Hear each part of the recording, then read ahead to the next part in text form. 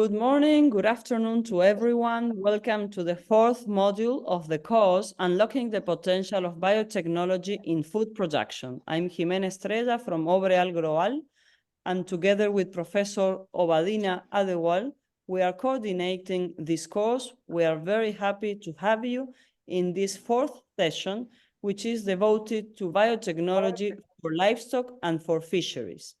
Within this module, we will try to understand the fundamental concepts and principles of biotechnology applying to livestock and fisheries, exploring how biotechnology can be harnessed to address the growing need for food production, and we will understand and see through our experts various applications of biotechnology such as selective breeding, transgenesis, gene editing, cloning, and some others.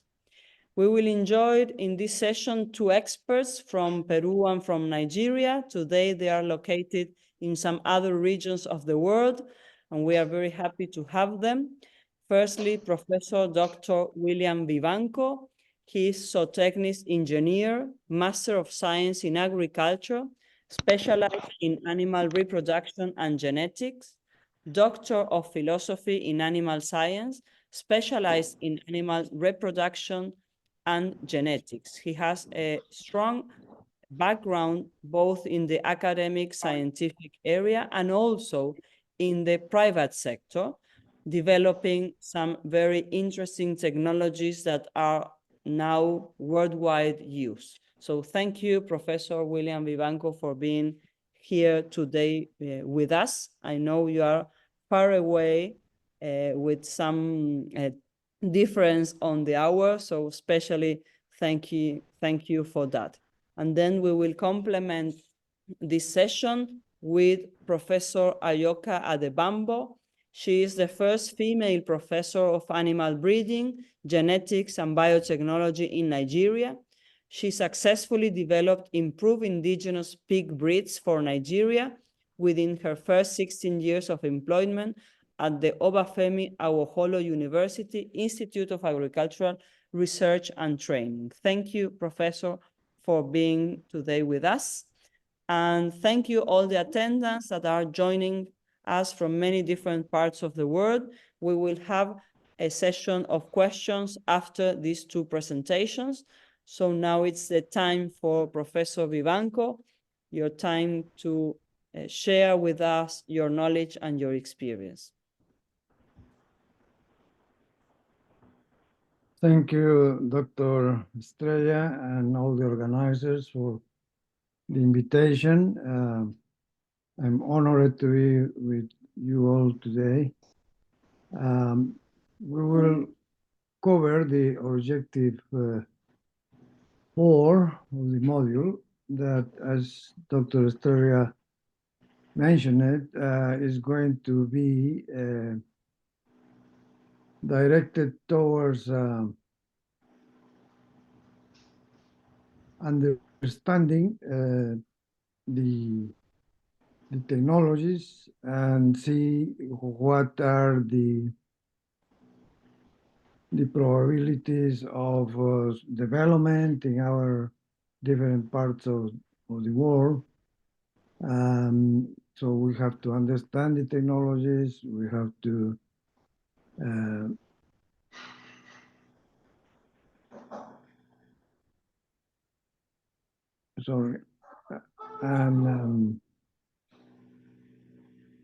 we will assess the biotechnological applications in livestock. We understand all the ethical and legal and other implications, and how we can have an effective communication with all these stakeholders. The aim of the animal production is to satisfy the demands in animal products of our present and future human populations, but also to ensure a worthy standard of living for our farmers, generating wealth and reducing poverty in the rural communities. For this, we have to increase productivity, increase competitiveness, and ensure sustainability. But the key of everything is productivity. No one system with low productivity is sustainable through time, nor can achieve competitiveness. So when we understand productivity as more quantity and better quality of product per unit of resource applied, because fundamentally everything is energy, soil, water for the animal production. But the one that uses all the resources and transform those resources into products are the living organisms, in this case, the animals. And see, if we have to be more efficient in animal production, we need to find those animals that can be efficient. And the efficiency of those animals depends on their design. That means their genes. So the genes are responsible both for the functioning of the animal and the structure of the animal. And interacting with the environment, the genes determine the type of product, the quantity of product, the structure and composition of the product, and the capacity of the animals to resist sickness or tolerate different environments. So we need to understand that animal machinery and as deep as possible. And now, with deeper knowledge of the gene and their functions, we are able to understand by far more than before this animal machinery.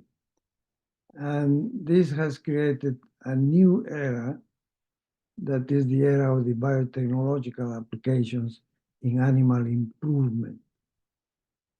So when we talk about biotechnology in general, is referred to all the technologies that are used in the animal production based on the biology of the living organism.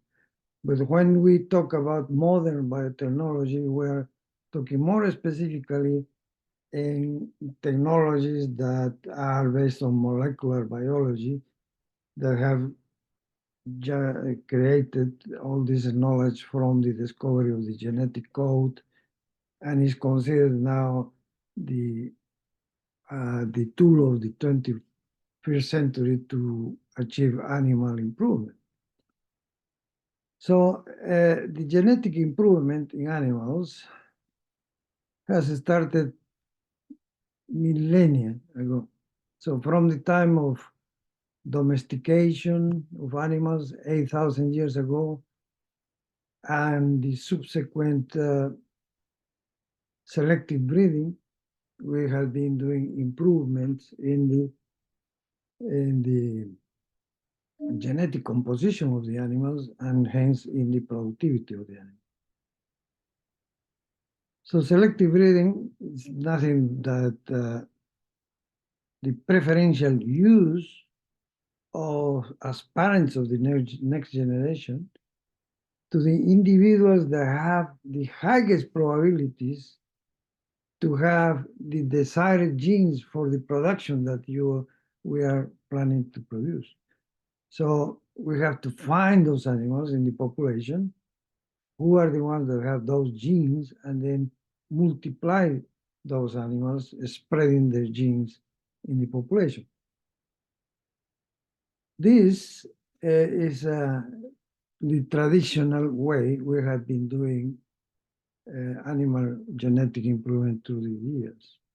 So who is the best, and then spread the genes of those best animals in the population.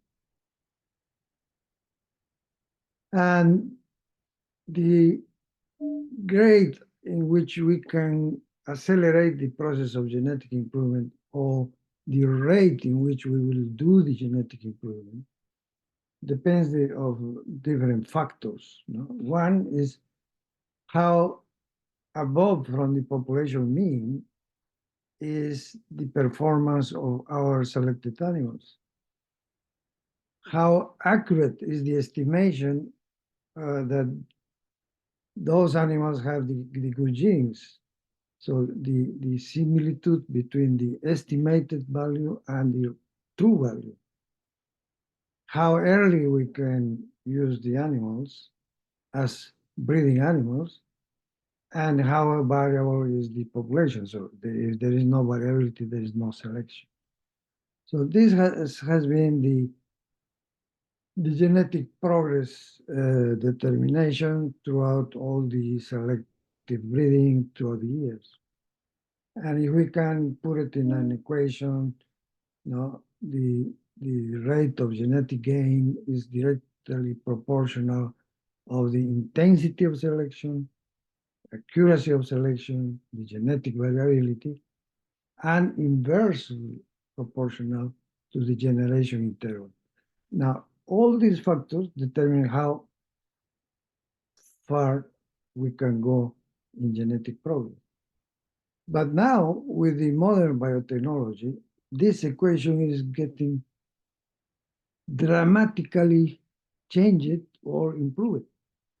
So before, to get the selection of the animals, we had to do large phenotypical evaluations, and then through population genetics, estimate the values of the animals, the genetic value of the animals. But now we are putting the genes ourselves, so we can actually shorten all that type of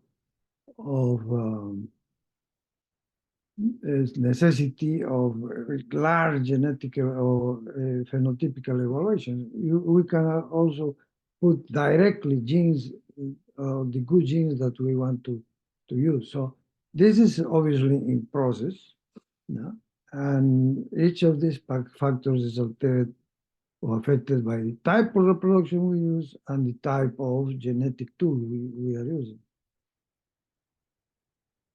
So the first applications of this biotechnology, new biotechnology, is the parental determination, for instance, that increases enormously the accuracy of selection because all the pedigrees, all the genealogic records can be tested for parental certification. And other application on the top of this is the genomic selection. So we can predict the genetic value of the animals with higher accuracy than in the conventional selection. The genomic selection has permitted by far more progress than the conventional phenotypical evaluations. No?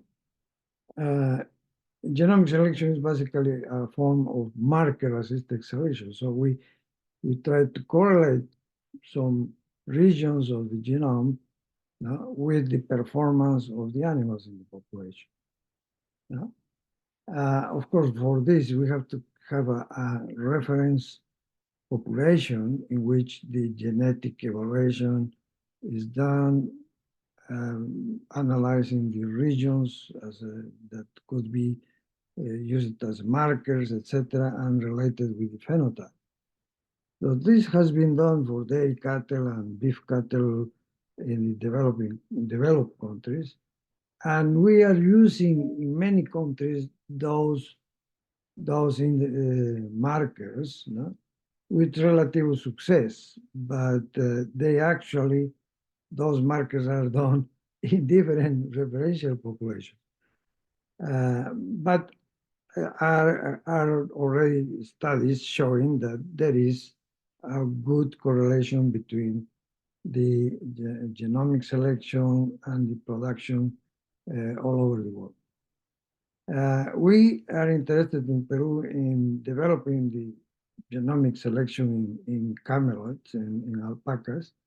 And so we are developing now some markers for fiber characteristic in alpacas.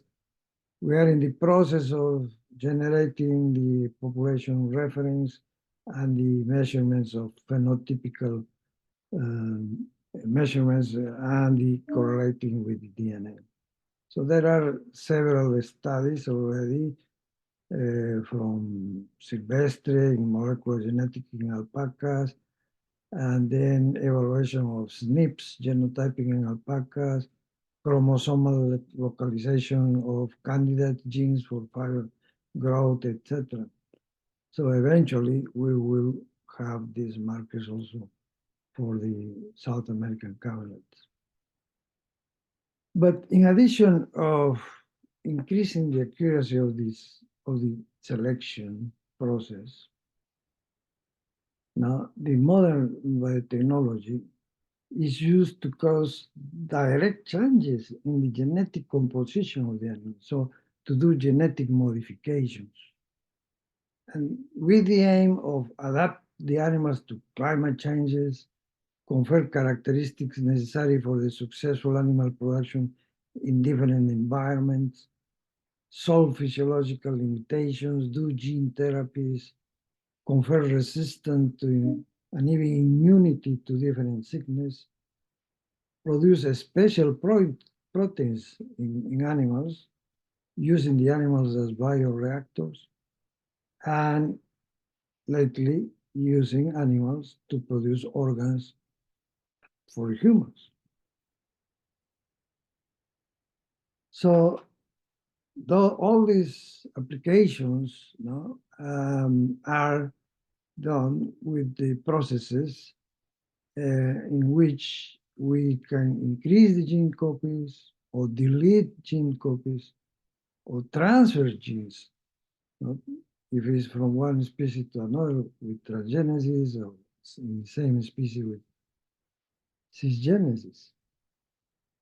And we have already results in fish. Is already in commercial use, the transgenic salmon that has extra copies of the growth hormone, and in comparison with the wild salmon, it produces 3 to 4 more more fish product, and is more efficient. Same in other species. In cattle, for instance, we have the use of what's called sequential gene targeting to eliminate genes. So these calves, they don't have the gene to produce prions, and consequently, they cannot develop the bovine spongiform encephalopathy that is called the crazy cow disease. They are immune to that because they cannot produce prions. Same are the use of bacteria for with genes reconstructs transgenics to produce in bioreactors the products for therapies for humans.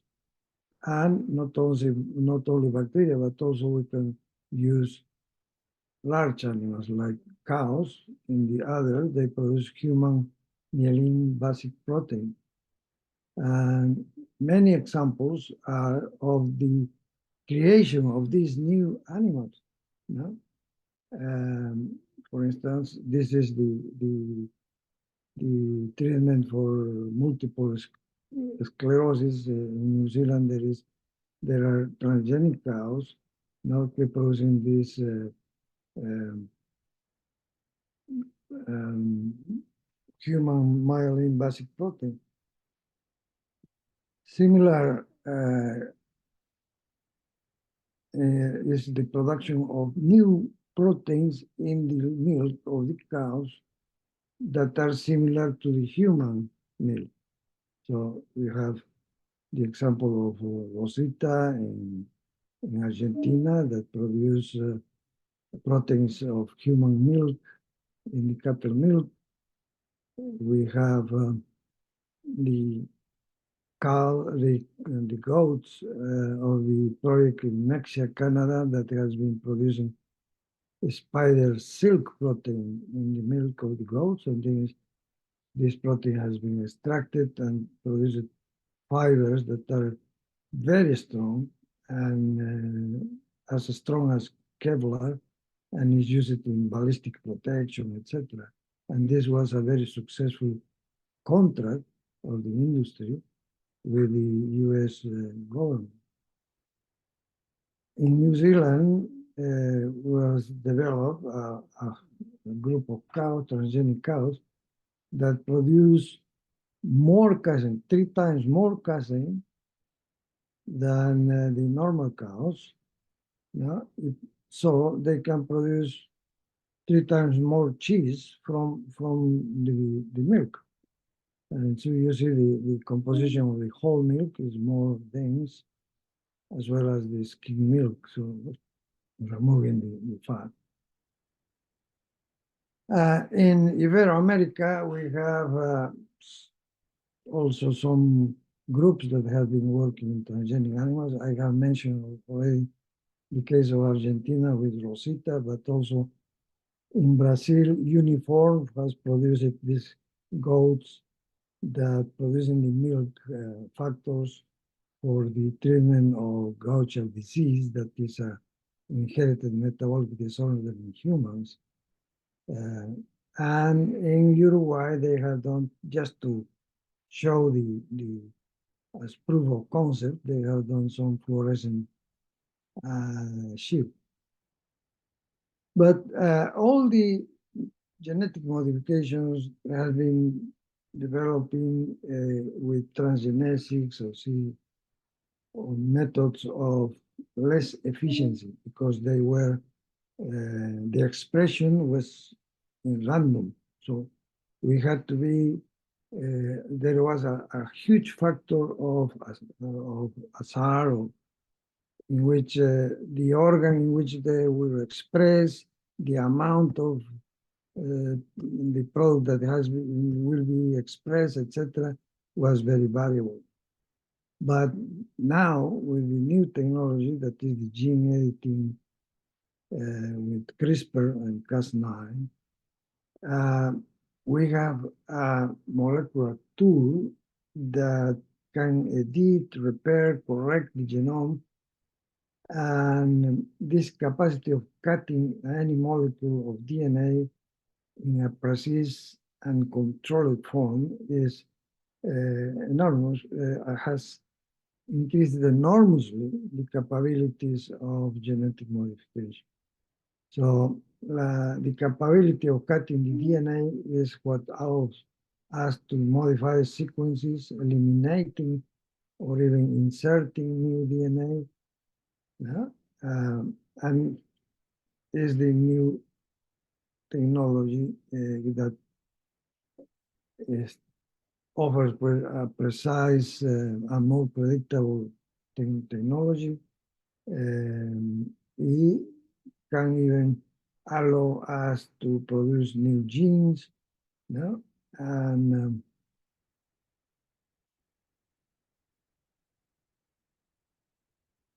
other forms even permit that we can change the bases in the molecule of DNA. So it's an enormous powerful technology, and it's cheaper, quick, and easy to use than the previous technology uses for transgenetics. So in CRISPR, we can work with very early embryos at the zygote stage, or with somatic cells at with fibroblasts, do the genetic modifications, through cell micromanipulation or microinjection, or through somatic cell nuclear transfer, in which we enucleate the oocyte and put as a nucleus or the embryo reconstruct, or a somatic cell that has been previously genetically modified. And the animals that are born are carrying these modifications and then can be reproduced in any form that we would like to reproduce them. So one of the main candidates for this CRISPR using animals has been having the myostatin effect. So if we reduce or interfere with the myostatin, then the animals will show what's called the double muscling. So there's a lot of studies in double muscle cattle, pigs, sheep, and goats, even dogs. And yeah, the results are very evident, but still there is a lot of things to be solved with this procedure, because most of these animals are difficult to be born. Cattle has to be cesarean. Then there is some deformations, etc. So we cannot say that this already conquered this system, but with refinement of the technology should come. Okay. The other use of CRISPR that is very famous is the production of phenotypically males, even when they are genetically females. So, because they have the knock-in of the gene SRI that is responsible for initiating the development of masculine phenotype. And if the animal has this SRI gene, then even if it's genetically female, will be phenotypically male. This is done with the aim of producing more meat in the meat industry, etc. This is a work by Van Ineman in the University of California. In fish, also, is very successful, the technology, as same as the transgenic salmon. Now there is the development of fish to which has been transferred the alligator gene for catellidicin. And this gene has conferred to the fish enormous resistance to infections. And so the survival rate of the transgenic fish has been 2 or 3 or more times higher than the controls. And this is very well advanced studies and should be coming into the market soon.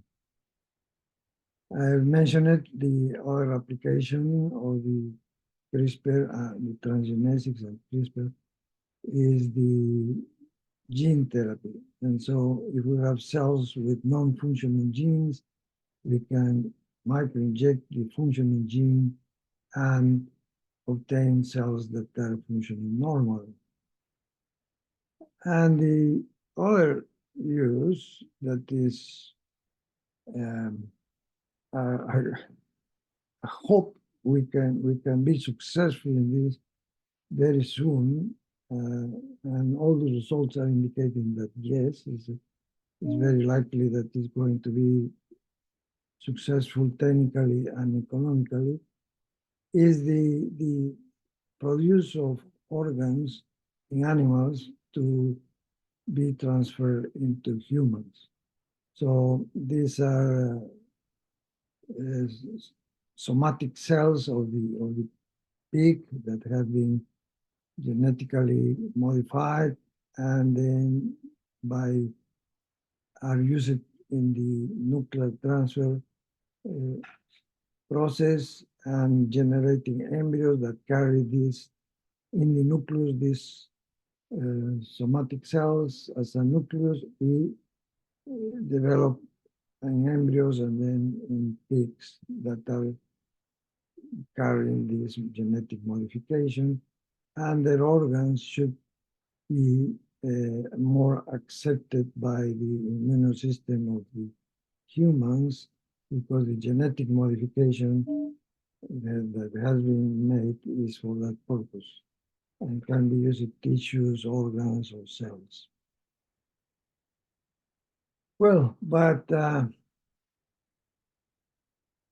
all these genetic modifications that we can do by transgenesis, CRISPR, etc., and all the genetic improvement should be understood, that is the art of combining genetics and reproduction. So the reproductive technologies are required for both things, for generation of the animal with the desired genes, and also for the dissemination of those genes. So reproduction and genetics improvement are totally tied.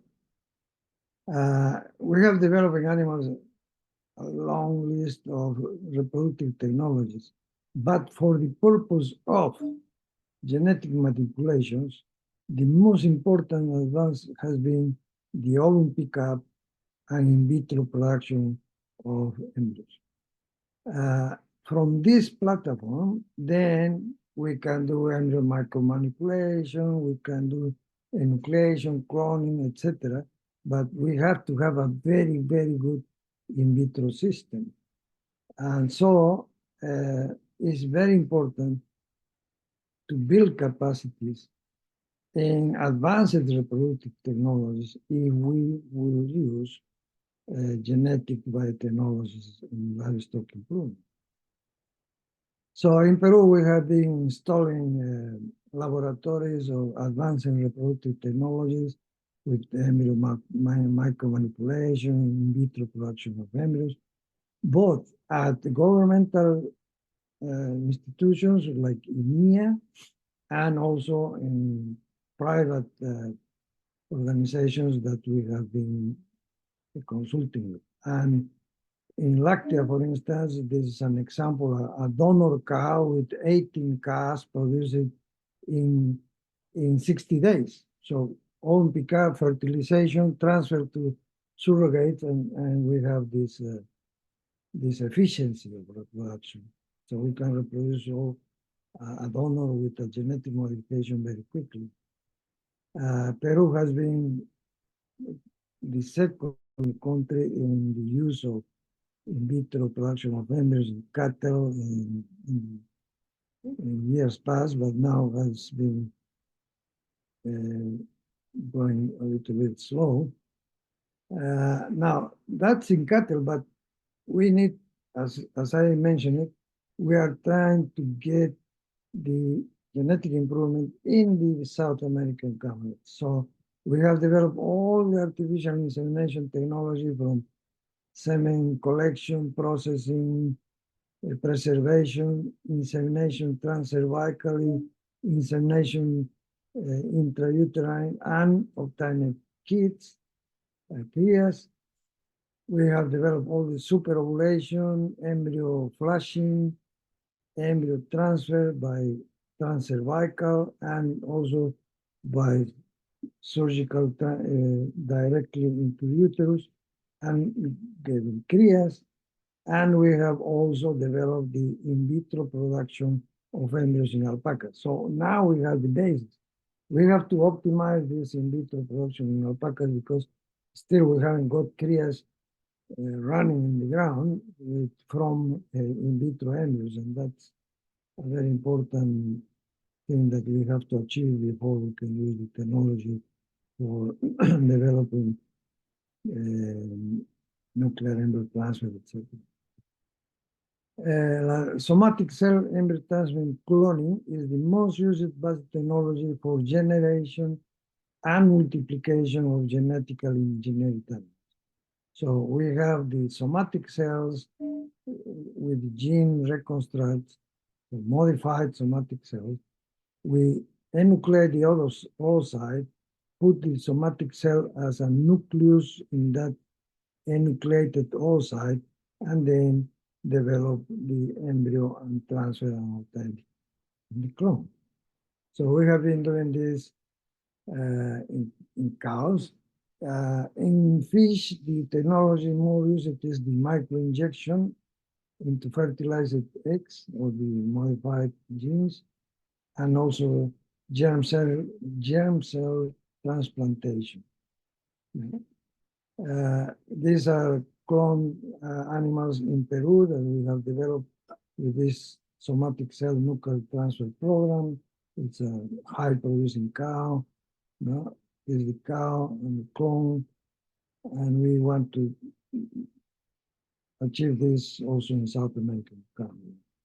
In New Zealand, they have constructed a total herd of more than 40 cows, genetically identically from a donor cow with the transgene. And so that's already a technology that is proven in the field.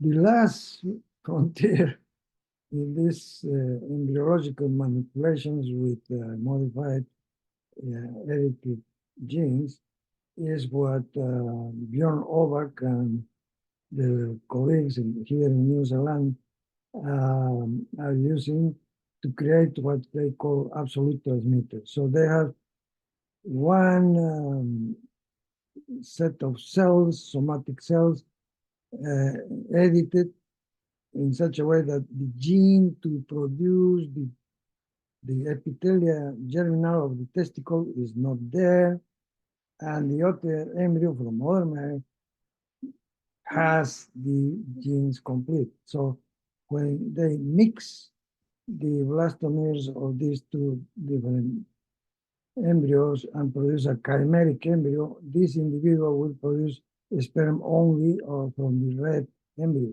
And so this is the first step, but eventually this can be done even interspecies.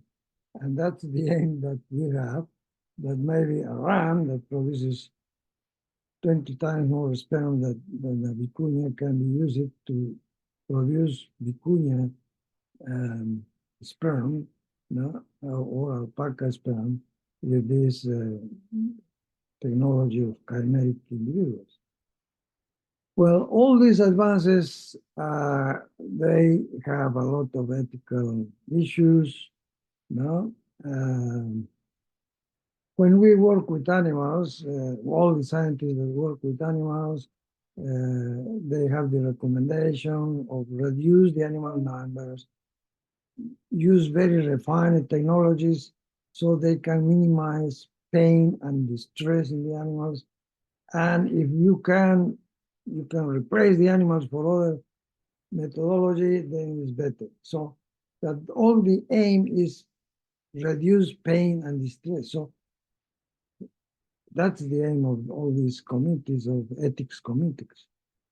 But despite that, all the steps to reduce pain and distress in the animals, etc., are taken with the genetic modification experiments.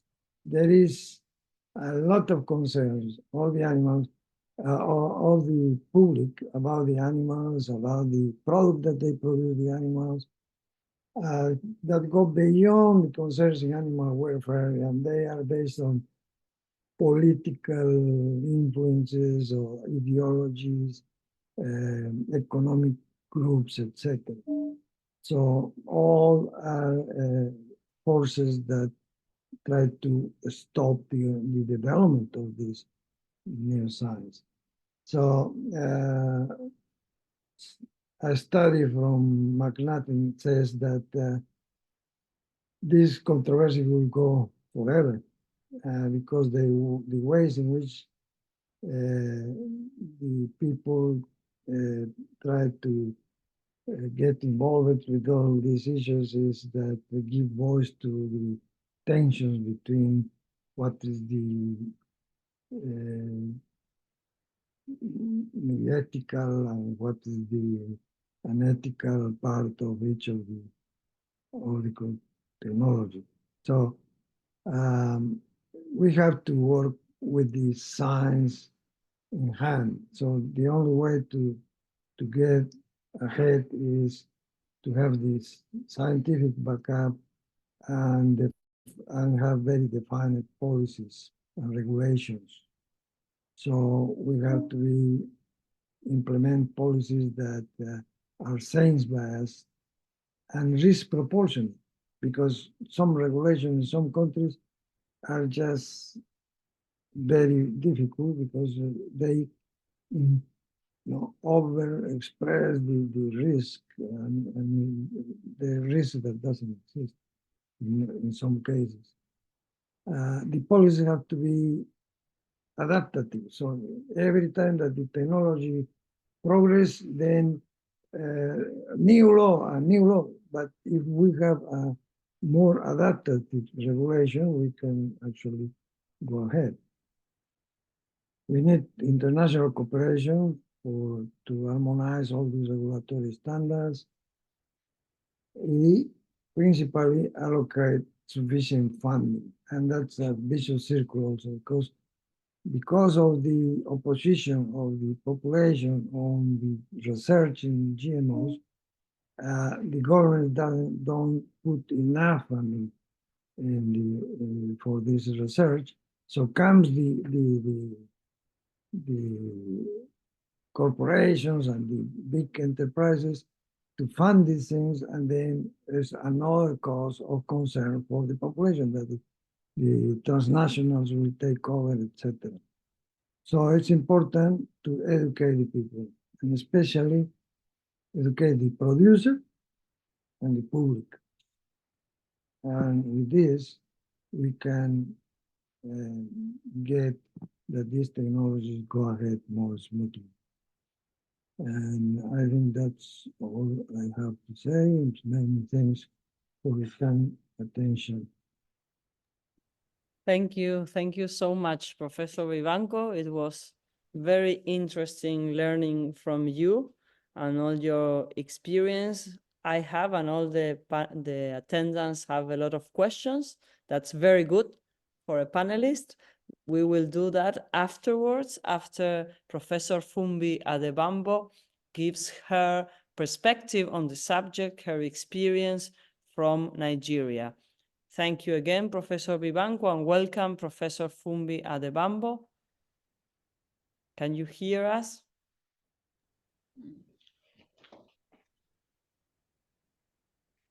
Hello? Hello, yes, we can hear you. You can hear me. Thank you very much. Good afternoon. I'm so grateful to be here. Thank you for the invitation. Where's my slide?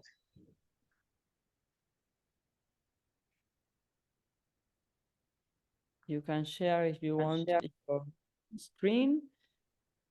For all the attendants, you can propose your questions on the chat session or in the questions and answers section, wherever it's good for you. We will devote some minutes at the end to answer those. And of course, you can post your questions on the forum of the training platform, where we will answer them. Hi. With the experts. Hello, Good evening Professor. once again. Yeah, I think my my slide is being shared right now to unlock the potential of biotechnology. I thank Professor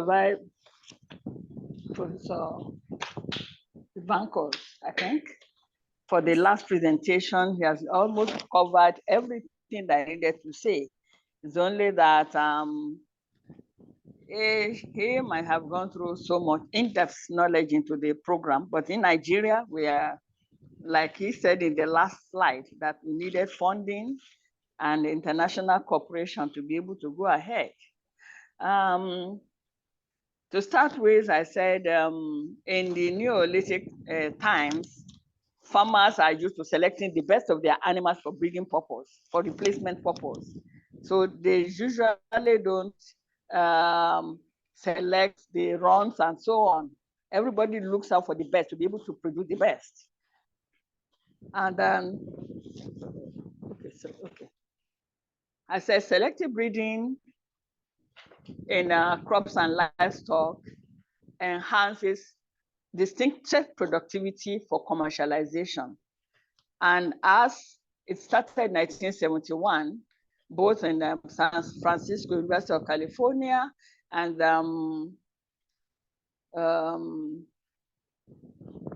by Boyer and Cohen, Stanley Cohen, which in 1973 translated into production of organism with transgenic products. My other colleague had just said some of the transgenic products and transgenic animals that have been developed.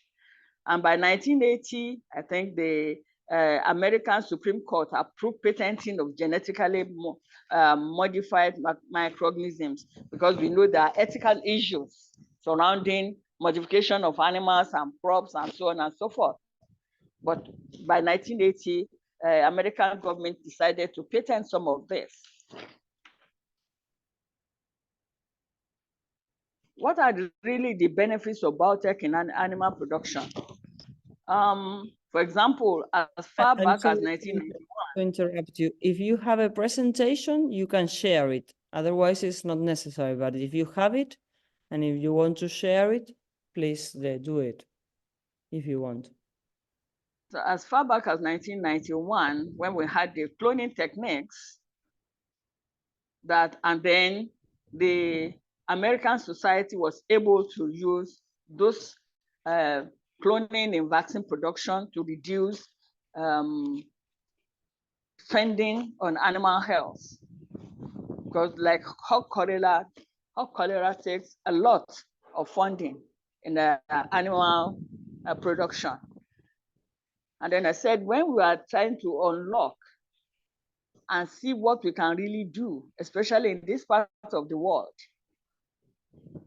Helen Newton Turner in 1980 was able to look at the fecundity B gene, that's the Borrelia gene, which she studied in Australia, and then locating those genes in the Indian Bengal sheep, now found that they could now really genotype this particular gene in several other animals. And by 1982, we said there are about 40 countries that started using the fecundity B gene to locate rapid reproduction among their animals.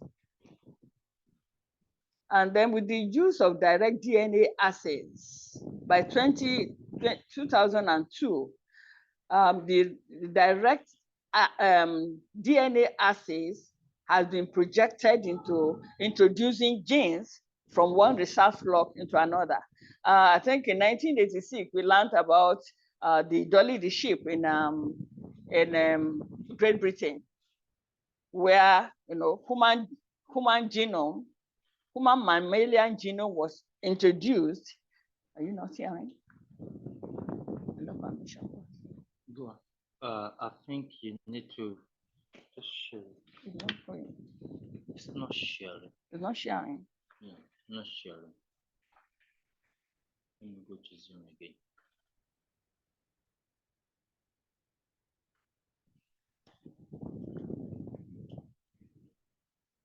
Okay. Okay.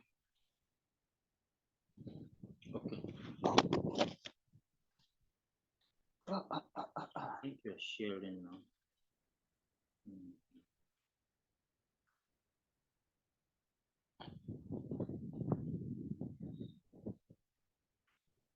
Okay, good.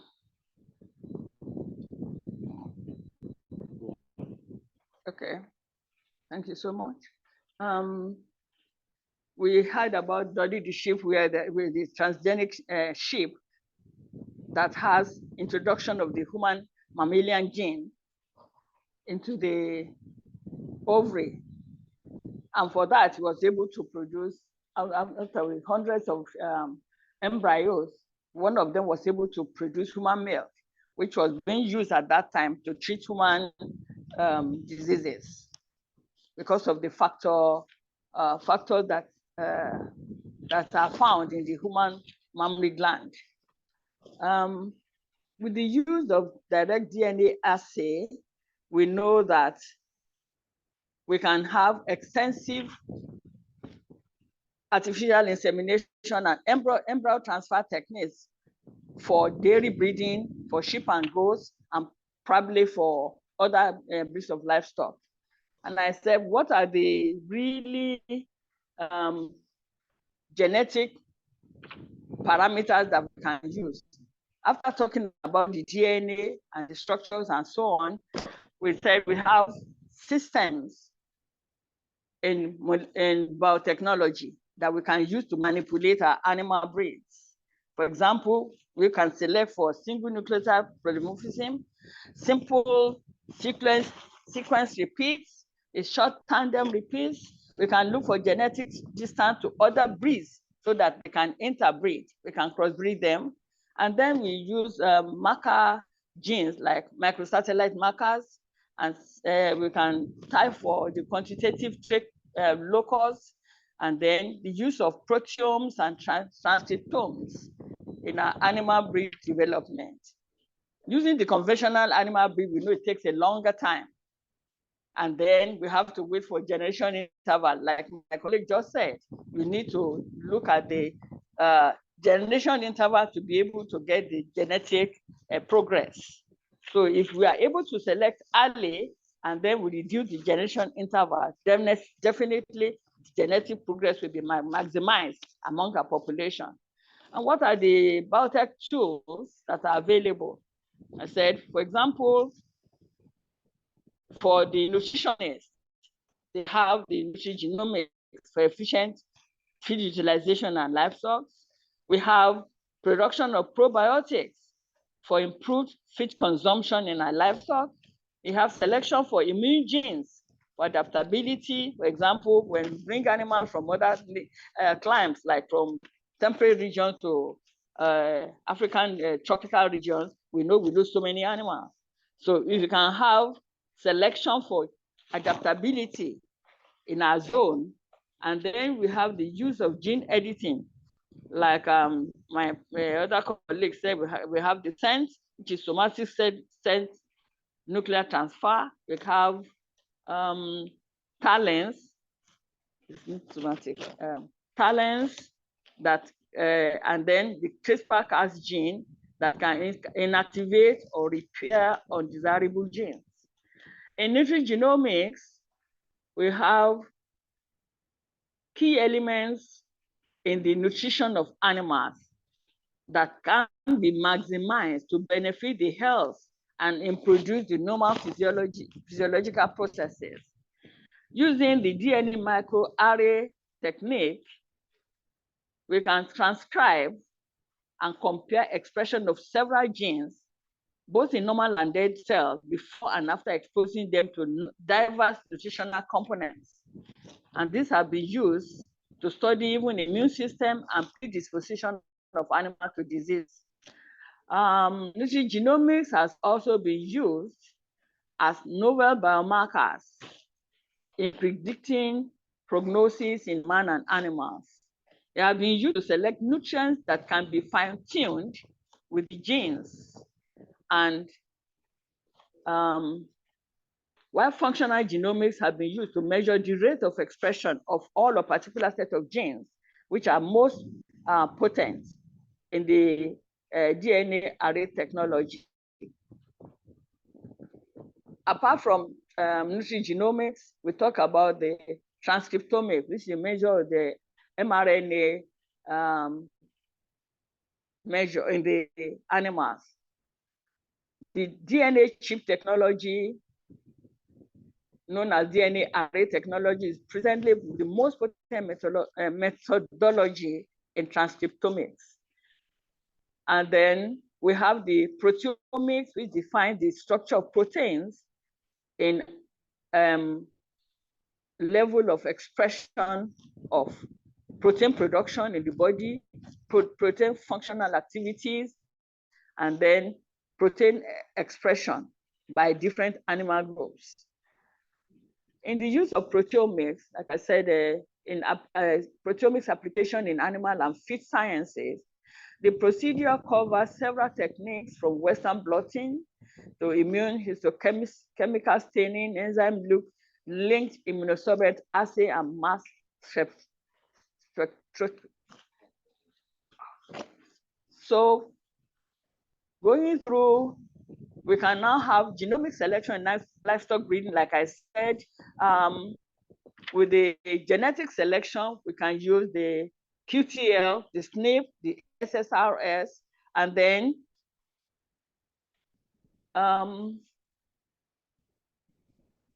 the genomic selection in livestock has resulted in rapid rates of genetic gain in dairy cattle, essentially, which has the long-term selecting procedures, and then we have increased productivity using even multiple ovulation embryo transfer, the Moyer technique.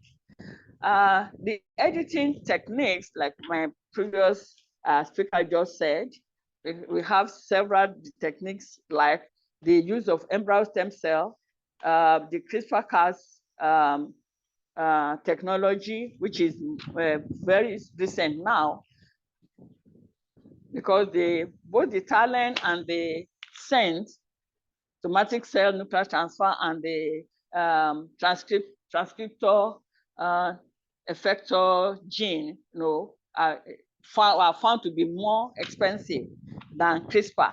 So the CRISPR-Cas gene is the real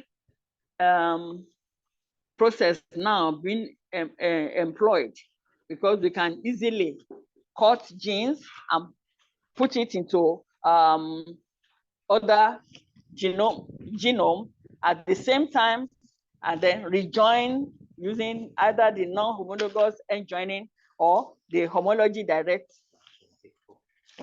repair.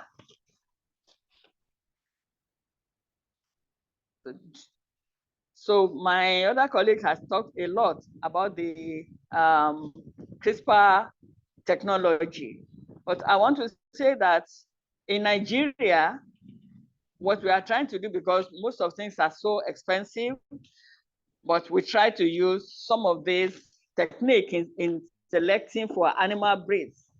I did develop the pig in the early 90s, 80s, even 70s to 90s. But when we started with the chicken breed, we now had to look for something that will rapidly increase the productivity in our local chicken.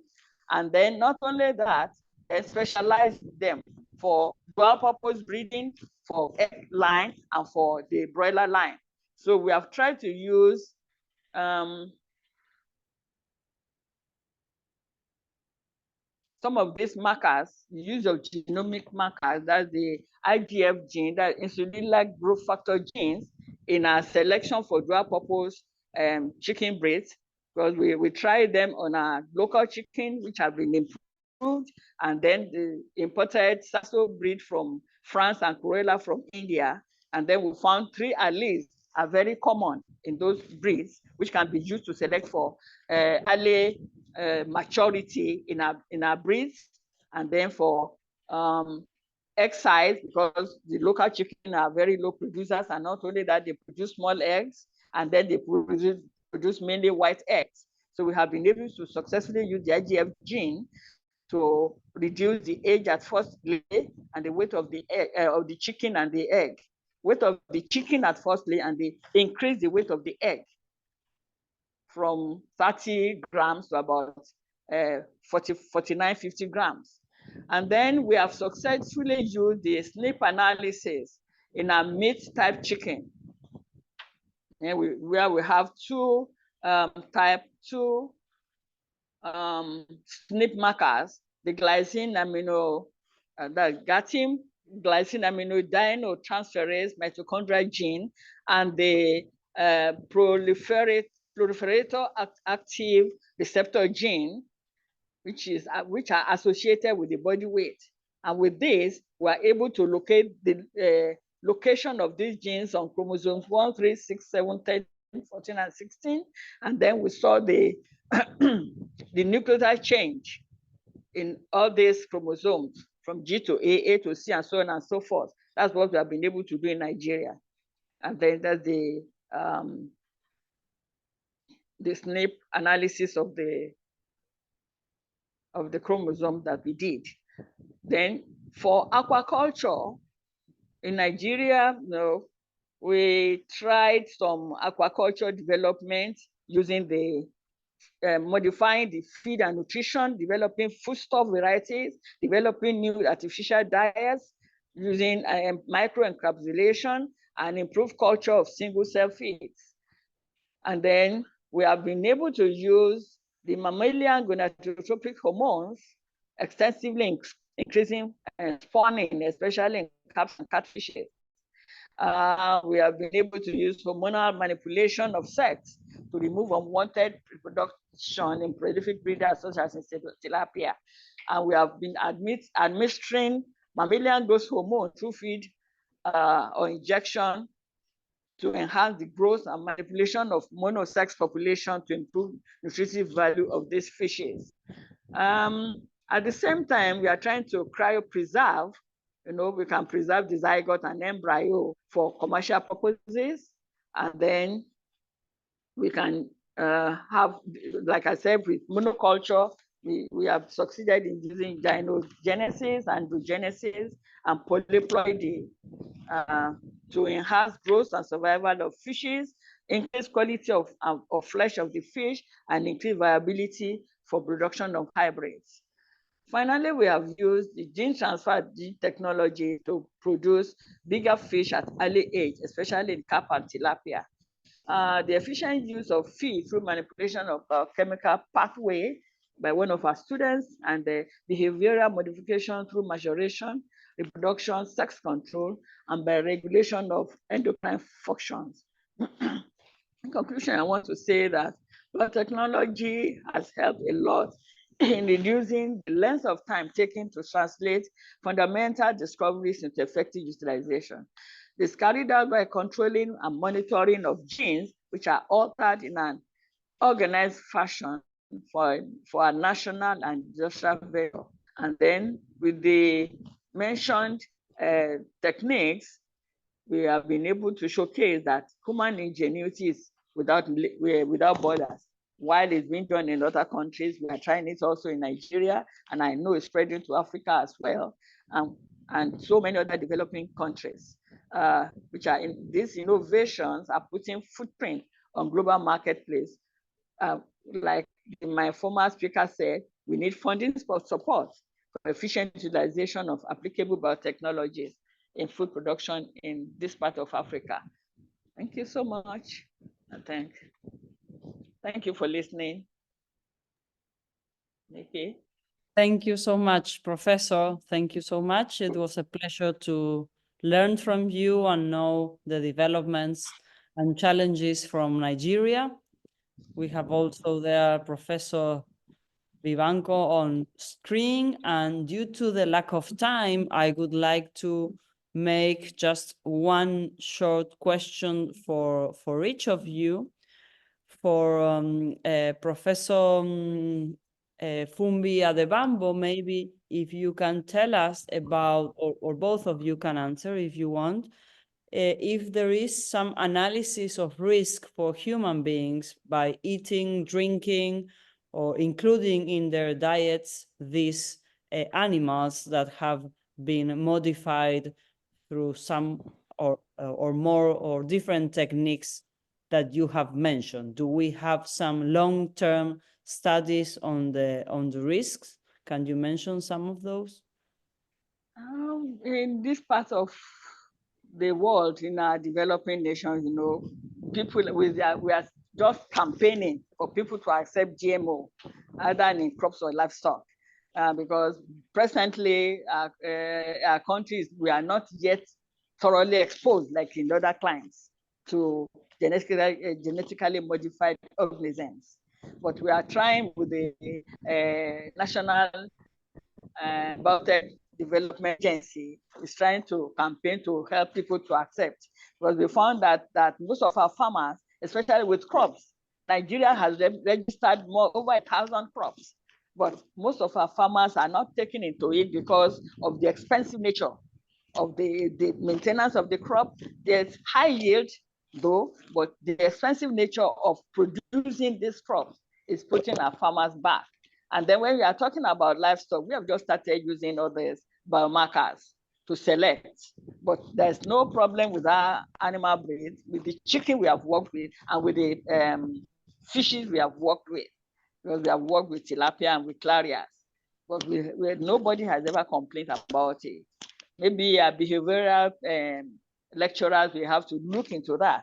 But when you talk about all this in Nigeria, as far as we are concerned, and most parts of Africa, we don't have enough not to say we shall be complaining that something is, maybe we are not yet in that area, unlike in the developed world. Thank you, Professor. Professor Vivanco, do you want to add something on this risk analysis or impact on human beings? Well, just the FDA, that is one of the institutions that are more jealous in the process of approval of safe food and drugs. In order to authorize the commercialization of the transgenic salmon, has demanded many studies that can demonstrate that there is absolutely no risk for the human health to consume the transgenic fish. And so in many institutions that are trying to put commercially the transgenic products, one of the most difficult and costly and demanding processes are these approvals of the demonstration of that is safe. So it's more or less the amount of time between the achievement of a genetically modified product to approval commercially. It goes more than 10 years or 12 years. And you have to demonstrate sometimes that are even non-demonstrable. So it's like no, you are accused of something and they ask you, well, demonstrate that you are not guilty of this thing. So the people that puts the question that is safe or not safe, etc., should also put some scientific based evidence that they have found this or that problem, but in reality, not for crops that are many that are now commercially available, and not for animal products have any study demonstrated that is harmful to the health of the humans or the animals that are consuming the product. Millions of chicken that are eating transgenic corn for 16 years, and there is no evidence of any kind of damage. Thank you both for this. And just one more question before finishing with the last statements. I would like to know if you identified some area for interregional cooperation, considering that you have both traveled and worked in many countries in some different continents.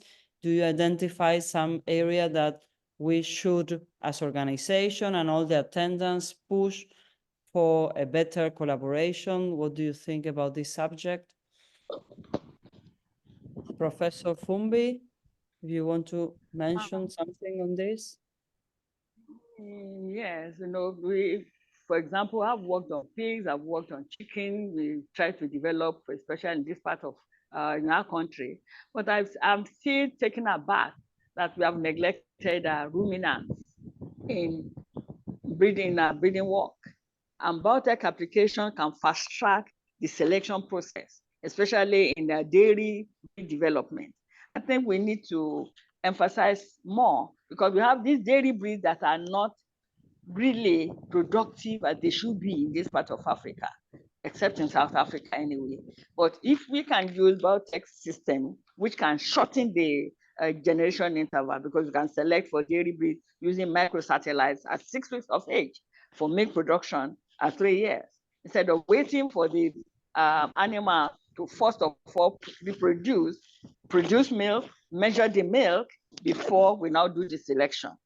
But with biotech technique, we can select early for better reproducing, higher milk producing dairy animals, in addition to the even dairy sheep and goats and dairy cattle.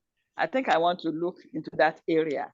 And then when we are talking about the multiple ovulation embryo technique, you know, these breeds can be easily multiplied. Those are the areas that people cannot complain, because you are just multiplying the embryo itself and then producing enough for more food security in the nation. So if you can just target that to start with, I think we will be achieving something. It's a long-term project, though, because if, for example, in my country here, when you are talking about a project that will take you to 10 years, nobody wants to sponsor it. But when we are talking of international collaboration, we know dairy production will take almost 15 years. So we need to really fashion out how we can do this for the African continent. Produce your dairy breeds, be able to manipulate even the content of the casein and so on and so forth, like my colleague just said, in the milk. We import so much milk and milk products that I think if we have invested that amount of money in dairy breed development, we should have gone somewhere in the African context. Thank you. Thank you, Professor. Thank you. Professor Vivanco, do you want to add something on the opportunities of interregional cooperation? Yes, thank you. I think in South America, the Andean countries have a great opportunity to cooperate in this area of increasing the efficiencies and increase the adaptability of the species, etc., to the high Andes. There are two species that are very important in the high Andes. Is the South American camelids and the sheep population. That is the basis of the economy of the poor livestock producers in the communities in the highlands of Colombia, Peru, and Ecuador, etc. So there is a lot of opportunity there to collaborate in the different aspects of the efficiency of production and the adaptation of high altitude in this species. I think that's there is some collaboration already, but it should be increased and improved with the more funding from their governments of the Andean region and perhaps some other sources also. Thank you, Professor Vivanco, and thank you all the attendants that have been following this very, very interesting class. We want to thank you special to Peru, a special thank to Peru Biotech, that is part of a biotech consortium we are working with, and they have proposed Professor Vivanco, and also thank the Federal University of Agriculture of Nigeria for collaborating with this topic. Before finishing and letting you know that our next session will be on June the 13th. We have changed it for 1 week, so please pay attention to this new agenda, June the 13th, for biotechnology in the food industry. And as I mentioned before finishing and connecting with the origin of this course, which is an interregional dialogue OBREAL is favoring between Africa, Latin America, and Europe, we want to invite you all to a next activity we're organizing in July in Addis Ababa.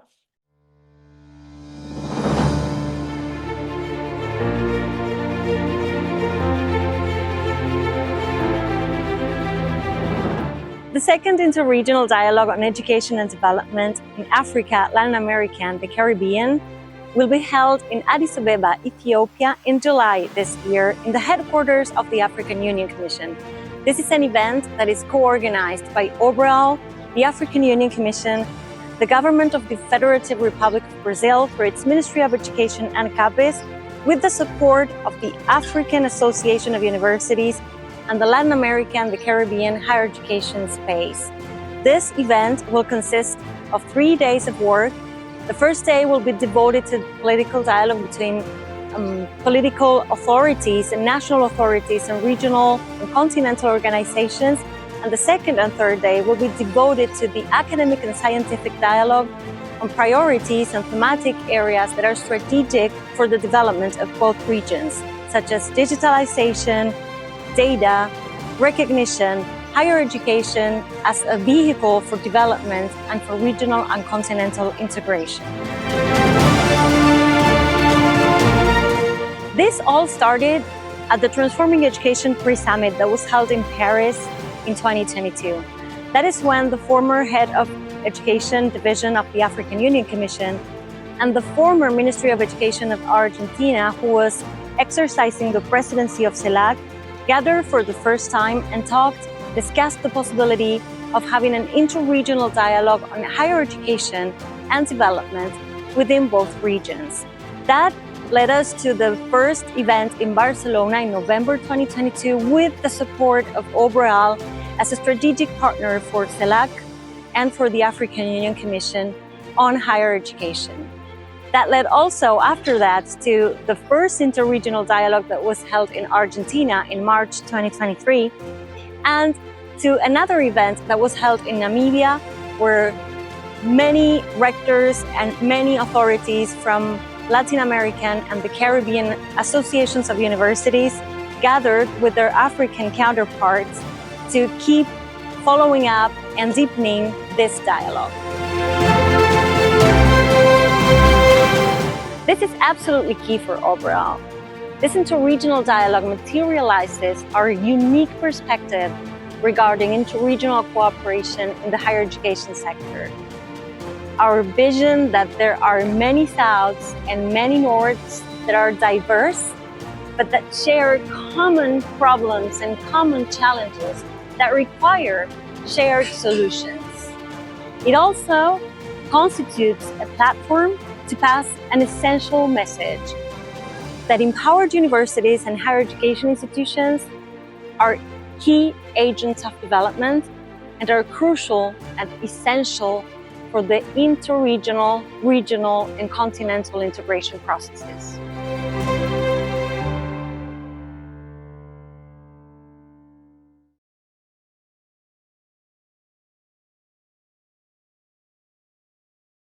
You are all invited to join online or physically there in Addis Ababa to enjoy and contribute to this interregional dialogue, which we definitely think can contribute to this subject of biotechnology, food security, and many others as you have already seen. Thank you again. I will give the word to Professor Obadina, the coordinator of this course with me, so that you can close this session.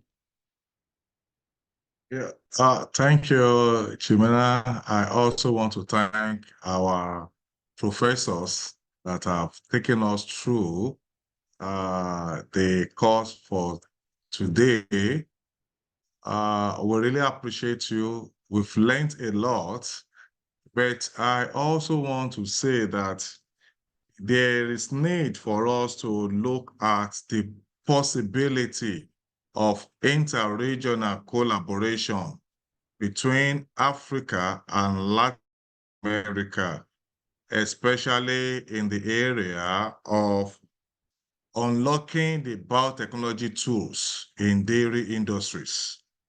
Professor Adebambo mentioned this, and I think we need to look into this because the Latin America has some more experience in this area. They have used it. It has worked for them. So it is a possible means of collaboration. So at this juncture, I want to say thank you to all our participants and our speakers. As Gemma have already mentioned, it's for the next course in June 13th. And let's also look forward and prepare for the inter-regional meeting coming up in Addis Ababa next month. Thank you. Look forward to meet you next month. Thank you. Thank you. Bye. Thank you. Bye-bye. Bye.